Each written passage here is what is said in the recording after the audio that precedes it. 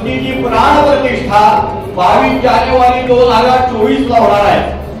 या कार्यक्रमासाठी भारतातल्या यज्ञ यावत हिंदू समाजाने यावं अशी त्या ठिकाणी असलेल्या श्रीराम जन्मभूमी तीर्थक्षेत्र ट्रस्ट यांची इच्छा आहे।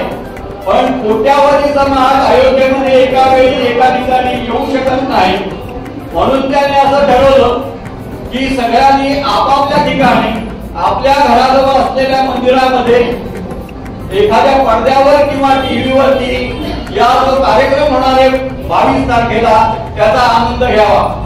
त्या कार्यक्रमाचं निमंत्रण देण्यासाठी आपल्याकडे अक्षता आलेल्या आहेत। या अयोध्येहून आलेल्या अक्षता आहेत आणि पुढील 1 जानेवारी ते 15 जानेवारी या अक्षता प्रत्येक हिंदूंच्या घरामध्ये वाटल्या जाणार आहेत। त्यांना निमंत्रण दिलं जाणार आहे की 22 तारखेला आपल्या जवळच्या मंदिरात आपण यावं आणि त्या ठिकाणी त्या कार्यक्रमाचा त्या सोहळ्याचा सहभाग घ्यावा।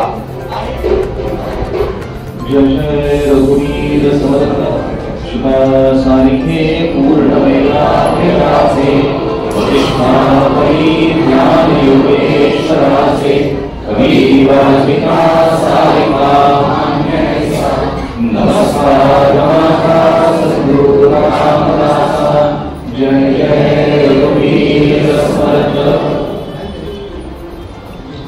समर्थाने काव्य लिहिलेले आहे आनंद वनभुवनी।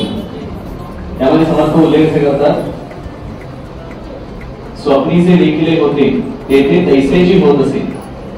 जे स्वप्नात बघितलं ते प्रत्यक्ष मला बघायला मिळत आहे आणि मला असं वाटतं आपल्या सगळ्यांची तशी स्थिती झालेली आहे आता। आपण खूप स्वतःला भाग्यवान समजूया, कारण हे पुनर्स्थापनेच्या काळी आपण इथे आहोत ह्या भूतलावर, हे आपलं खूप मोठं भाग्य आहे। प्रभू रामचंद्राचं तिथे मंदिर व्हावं असं पिढ्याला पिढ्या विचारत आहेत, ते आपल्याला ह्याशी डोळा बघता येणार आहे। तेव्हा आपल्याला भगवंताची कृपा आहे आणि ह्या काळाचा आपण निश्चित आनंद घेऊया। प्रभूंकडनं आलेल्या अक्षता समोर आहेत। अक्षतांचा जो ते कलश आला आणि मग ते विभागणी करण्यात येत आहे। प्रभूंकडनं आपल्याला आमंत्रण आलेलं आहे। प्रत्यक्ष मला तिथे जाता येणार नाही, परंतु आभासी माध्यमांच्या द्वारे आपण तिथे घडणारा सोहळा जणू काही दिव्य दृष्टीप्रमाणे इथे आता प्रत्येक ठिकाणी बघू शकणार आहोत। टेक्नॉलॉजीची कृपा म्हणूया आणि याचा परिपूर्ण वापर करूया। सगळेचे सगळेजण प्रभूला प्रार्थना करूया हा सोहळा निर्विघ्नपणे पार होईल एवढीच प्रार्थना करतो आणि थांबतो। जय जय रघुवीर समर्थ।